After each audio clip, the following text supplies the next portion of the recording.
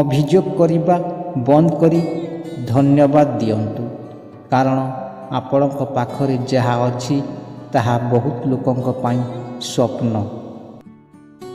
ଆପଣ ଯାହା ଶୁଣନ୍ତି ସେ କଥାର ସମ୍ପୂର୍ଣ୍ଣ ତଥ୍ୟ ବାସ୍ତବିକତାକୁ ନ ଜାଣି ବିଶ୍ୱାସ କରନ୍ତୁ ନାହିଁ, କାରଣ ସତ ଅପେକ୍ଷା ମିଛ ଶୀଘ୍ର ପ୍ରଚାରିତ ହୁଏ।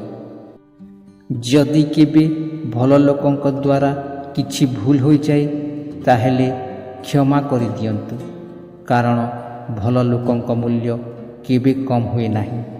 ଯେମିତି ଖଣ୍ଡେ ସୁନା ଅଲିଆରେ ପଡ଼ିଗଲେ ମଧ୍ୟ ତା'ର ମୂଲ୍ୟ କେବେ କମ୍ ହୁଏ ନାହିଁ।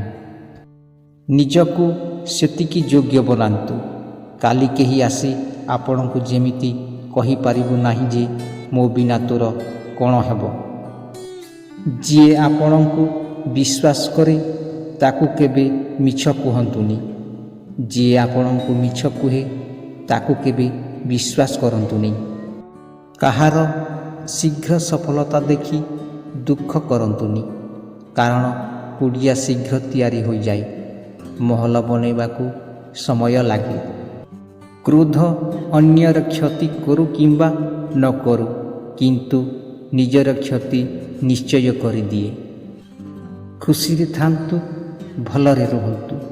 ଭିଡ଼ିଓଟି ଭଲ ଲାଗିଥିଲେ ଲାଇକ୍, ସେୟାର, ସବସ୍କ୍ରାଇବ୍, କମେଣ୍ଟ କରନ୍ତୁ। ଜୟ ଶ୍ରୀ ଜଗନ୍ନାଥ।